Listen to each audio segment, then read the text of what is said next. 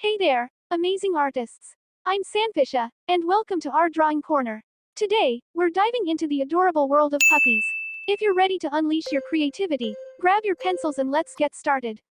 In this video, we'll explore the art of drawing and coloring a delightful dog. I'll guide you through the process, making it easy and enjoyable. So, let's jump right in. Before we start sketching, picture this, a lively dog running through a vibrant jungle. Imagine the excitement in each stride, the rustle of leaves beneath its paws. Now, let's capture that energy on paper. Grab your pencil, and let's break down our pup into simple shapes. Start with a rounded head, add those expressive ears, and sketch the body with flowing lines.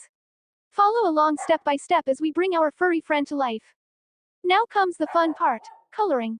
Choose your favorite shades for the fur, and let's add depth to our drawing. I'll share some tips on blending and shading to make your puppy pop off the page. Get ready to see your creation come alive with vibrant colors. That's it for today's drawing adventure. I hope you enjoyed bringing this playful pup to life as much as I did.